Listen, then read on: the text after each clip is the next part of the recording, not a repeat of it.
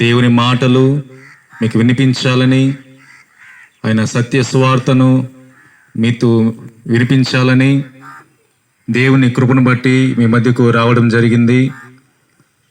మీరు ఏ పని చేస్తున్నా, ఎక్కడున్నా సరే ఒక 5 నిమిషాలు ఈ యొక్క వాక్యాన్ని, ఈ మాటలు వినాలని ప్రేమతో మనవి చేస్తూ ఉన్నాం. వాక్యం సెలవిస్తూ ఉంది,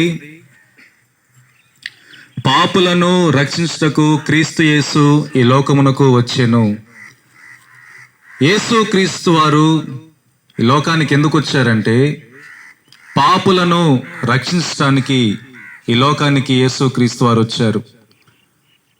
మరి ఎవరు పాపం చేస్తున్నారు, ఎవరు పాపులు అని మనం ఆలోచన చేస్తే, అదే బైబిల్ గ్రంథంలో వ్రాయబడి ఉన్నది, ఏ భేదమును లేదు, అందరూ పాపము చేసి దేవుడు అనుగ్రహించు మహిమను పొందలేకపోవచ్చున్నారు.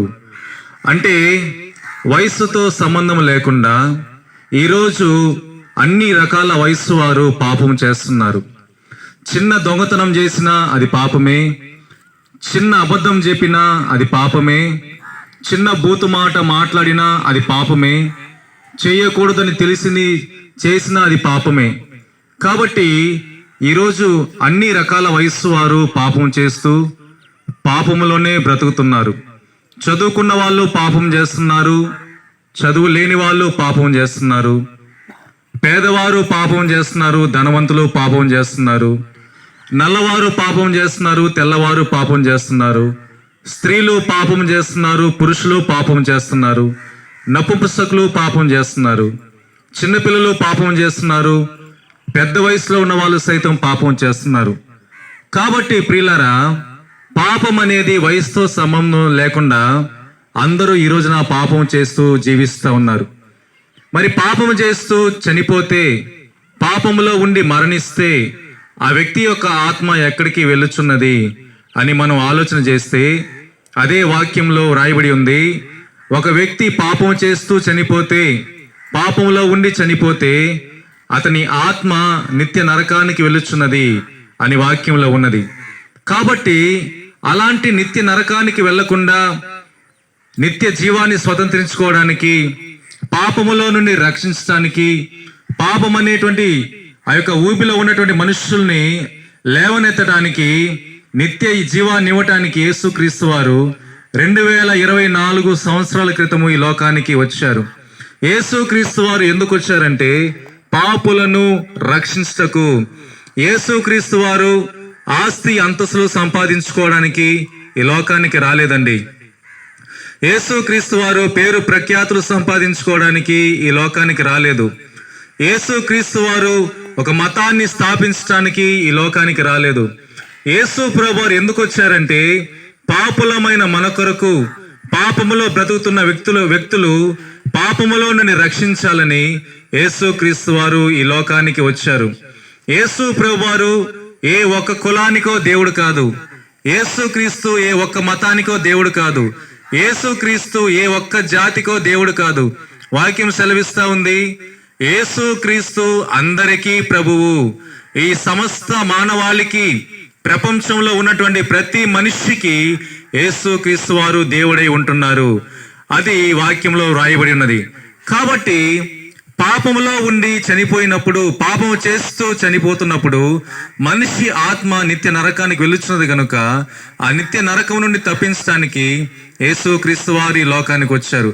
కాబట్టి యేసుక్రీస్తు అందరికీ ప్రభు అని వాక్యంలో వ్రాయబడి ఉన్నట్టుగా ఈ సాయంకాల సమయంలో ఈ మాటలు వింటున్న నీకు ఆయన దేవుడే, మాకు ఆయన దేవుడే, సమస్త జీవులకు, జీవరాశికి ఆయన దేవుడై ఉంటున్నాడు.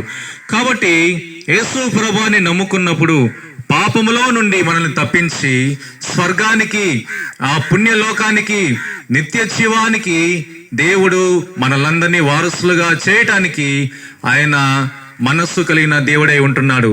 కాబట్టి యేసు ప్రభువు దగ్గరికి వచ్చినప్పుడు మనము ఎలాంటి స్థితిలో ఉన్నా సరే, ఎలాంటి పరిస్థితుల్లో మనం ఉన్నా సరే, ఎలాంటి పాపరోత జీవితంలో మనం ఉన్నా సరే, ఈరోజు మనిషి చేస్తున్న పాపాన్ని బట్టి ఎన్నో రకాలైనటువంటి రోగాలు, మనిషి చేసిన పాపాన్ని బట్టి మనసులో సమాధానం లేదు, కుటుంబంలో సమాధానం లేదు, ఎటు చూసినా సమస్యలతో సతమతమవుతూ ఉన్నారు మనుషులు. కాబట్టి అట్టి మనుషులకు ఎవరు సమాధానం ఇవ్వగలరు? అట్టి మనుషులకు ఎవరు వారి రోగాల నుండి విడిపించగలరు? అట్టి మనుషులకు వారి జీవితంలో, వారి కుటుంబంలో ఎవరు సంతోషాన్ని ఇవ్వగలరు అని మనం ఆలోచన చేస్తే, యేసు ప్రభువు అంటున్నారు, నా దగ్గరకు వచ్చి వారిని నేను ఎంత మాత్రము త్రోసివేయను. ప్రయాసపడి భారము మోస్తున్న సమస్త జనులారా నా దగ్గరకు రండి, నేను మీకు విశ్రాంతిని కలుగు చేస్తానని యేసు ప్రభువు సెలవిస్తున్నారు.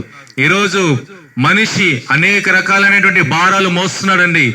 కుటుంబంలో అప్పులనే భారము, అనారోగ్యం అనే భారము, లేకపోతే వేరే వేరే ఏదో రకమైనటువంటి భారాలతో ఈరోజు మనుషులు జీవిస్తా ఉన్నారు. ఆ భారాన్ని తొలగించేది ఎవరు? నీ భారాన్ని నీ కుటుంబంలో ఎవరైనా మోయగలరా? నీ భారాన్ని నీ బిడ్డలు మోయగలరా? నీవు ఎదుర్కొంటున్నటువంటి ఆ సమస్యకు పరిష్కారాన్ని నీ కుటుంబ సభ్యులు తీర్చగలరా? నీ బంధువులు నీ సమస్యకు పరిష్కారాన్ని ఇవ్వగలరా? నీ స్నేహితులు నీ సమస్యను తీర్చగలరా? ఎవరు నీ సమస్యను తీర్చలేరండి. నా బాధను ఎవరు అర్థం చేసుకోలేరని చాలా మంది బాధపడతా ఉన్నారు.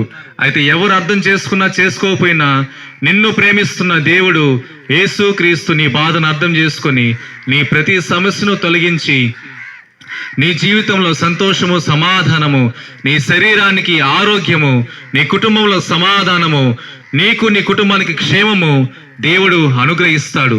కాబట్టి యేసే దగ్గరకు వచ్చినప్పుడు, మనస్ఫూర్తిగా ఆయన నమ్ముకున్నప్పుడు, యేసే నా నిజమైన రక్షకుడిని అంగీకరించినప్పుడు, మన నోటితో ఒప్పుకున్నప్పుడు, మన హృదయంలో విశ్వసించినప్పుడు, యేసయ్య నీ ప్రతి పాపాన్ని క్షమించి సమస్త దుర్నీతి నుండి నిన్ను పవిత్రులుగా చేస్తాడని వాక్యంలో వ్రాయబడినది. కాబట్టి ప్రియులారా, క్రైస్తవ్యం అంటే ఏదో మతం కాదండి. క్రైస్తవ్యం అంటే ఒక మార్గం. క్రైస్తవం అంటే ఒక మార్గం. ఆ మార్గము నిన్ను దేవుని దగ్గరికి చేరుస్తా ఉంది. ఆ మార్గము నిన్ను దేవుని దగ్గరికి నడిపిస్తా ఉంది. సత్యము ఒకటే ఉంటదండి. అన్ని రకాలైనటువంటి సత్యాలు కానే కాదు, సత్యం అనేది ఒకటే ఉంటది.